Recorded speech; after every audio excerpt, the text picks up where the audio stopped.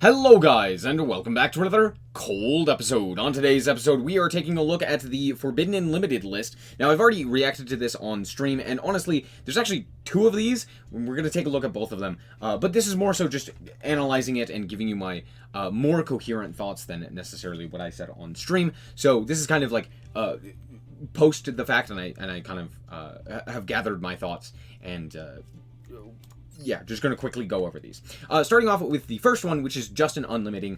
We are unlimiting Snatch Steal, going to 3. We'll talk about the other one in a second. Snatch Steal going to 3 is fine.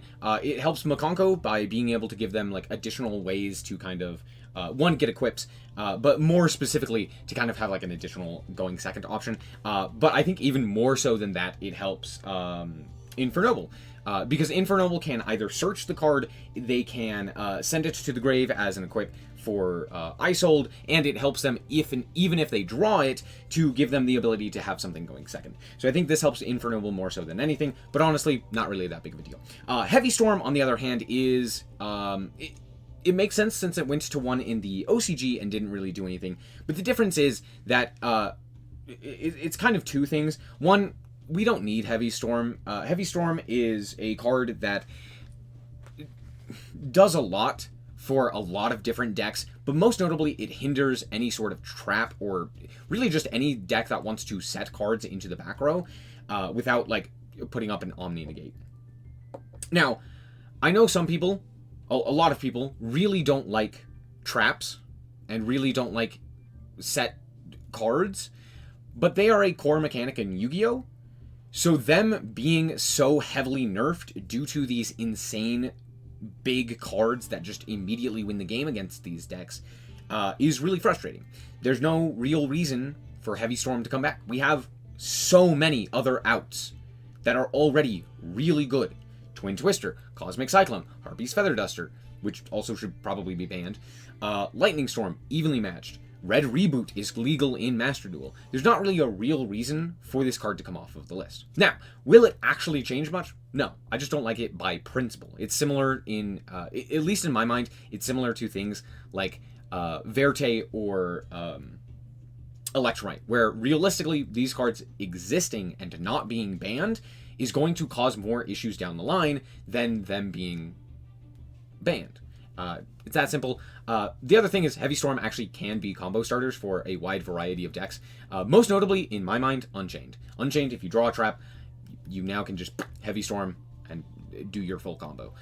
So there's that. Now, it's not as good, but like it is still a combo starter, right? Which is kind of silly.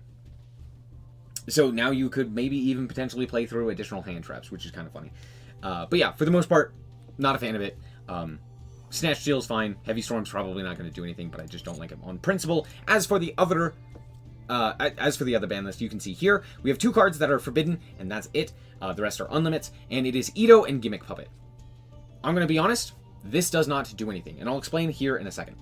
Alright, so Ito and Gimmick Puppet Nightmare are both here basically just to be used by Albion, the Sanctifier Dragon, to be given to the opponent to prevent them from special summoning. They basically do the same thing. Ito's slightly weaker because if it's destroyed, you have to special summon it back in nuke your field during the next standby phase. So if you're not able to kill your opponent through the Ito, you do kind of lose. So it's slightly weaker. So both of these have been used and are still used in the TCG in Branded to basically turn off the opponent's deck. However, the thing is, these are the only 2 we've seen because they're the best ones. But there are other options. Nightmare Corruptor Ibli is a dark, Ra's Disciple is a light, and both have very similar effects. Ra's Disciple is a lot better. It can't be tributed, and you can't special summon monsters except by the effect of Ra's Disciple. Now, notably, this is only while it's on the field. So if you're able to get it off of the field, you're still able to special summon. So there are more ways to play around it, unlike something like Ito, where you can't even tribute, or you just straight up can't summon, so there's less options in general, or Gimmick Puppet Nightmare, which just prevents you from special summoning entirely, except for Gimmick Puppets, right? And Ibli is significantly weaker because you're just locked out of summons or special summons, except for with link monsters. So if you just normal summon a guy and then link off into SP, it's not that big of a deal, right?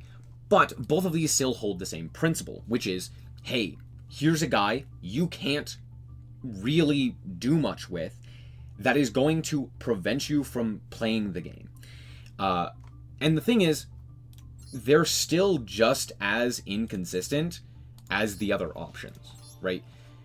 But you're still able to do the combo regardless, right? Because of the nature, Ibly being a dark, Ra's Disciple being a light, you basically can send these guys to the graveyard pretty easily to get the same thing. The biggest issue is you can't send them to the grave off of Granganol, so it's a little bit weaker. These two you can send through Granganol, but honestly, you could activate Branded Fusion and then send these guys. You could mill them off of That Grass Looks Greener. There's a myriad of other options, and it's still just one of those things where it's, you gotta draw the out. So, not really all that useful. The issue is the Sanctifier Dragon. There is a myriad of other cards that you could also utilize alongside the Albion to kind of interrupt your opponent in, or basically like force them to play like really bad cards, or like force out, you know, a guy. You could give them Sharvara if you really wanted to, locking them into Fiends, right? Oh my gosh, hold on. If you don't know, Sharvara has the effect that while it's on the field, you cannot special summon monsters except for Fiends. If Fiends weren't really popular right now, this could also be an option. The problem is it's a fire, so it's not as useful, but I think Granganol doesn't care, if I'm not mistaken. No, it does care. So, you know, there are other options. You could do other things, but for the most part, it's these other two and then these two. So the ban doesn't really do anything. And then lastly, we have a whole bunch of cards being unlimited, that being Trish, which was at 2, Infernity Launcher, which was at 2, Zeus, which was at 2, Sekka's Light, which was at 2, and Super Heavy Samurai, Wagon, which was also at 2. Now, does this change anything? Not really. Trish really doesn't change anything. It's very difficult to summon multiple Trish, and so the hand rip doesn't really matter. Honestly, it being at 1 was kind of weird. Like, this card was never that good. I shouldn't say that. It was never really easy to loop to where it felt like it needed to go to 1. It's kind of a weird limit. Infernity Launcher, Infernity hasn't been good for ages. This is the most baffling thing. Not the most baffling. There are other options. Time Seal is still on the ban list. Zeus, going to 3 from 2 to 3, doesn't change anything. The only deck maybe that would change is Zodiac. But even Zodiac, I think, for the most part, you just play the 2 because you just have better options. Not better options, but you need to, like, specifically play as many of the Zodiacs as you can, right? If we didn't have Dryden, we would play 3 of it, but alas, we have Dryden. So there's that. That's not really going to change anything, though. Sekka's Light is notable, along with Super Heavy Samurai, because both of these are buffs to Super Heavy Samurai. You can play Sekka's Light in Super Heavy Samurai.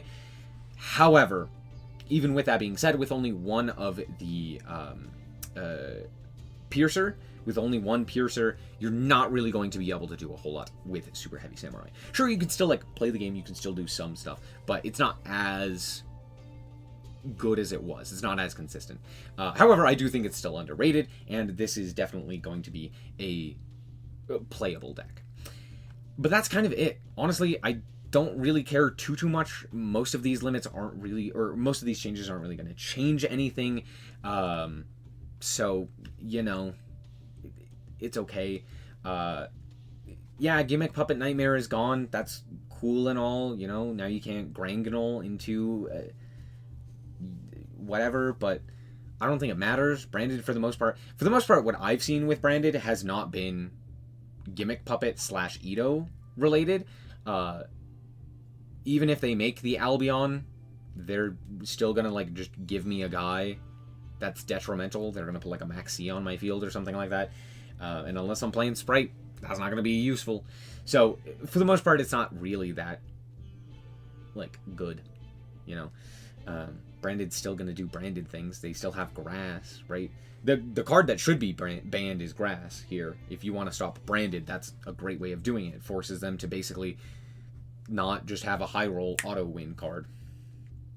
So there you go. Anyway, that's going to be it. Thank you guys so much for watching. Let me know down below what you guys think of the ban list. And yeah, this is also in preparations for World. I know I didn't mention that earlier, but this is in preparations for World. So that's why it's a bit smaller. Anyway, thank you guys so much for watching, and remember to always stay frosty. Bye.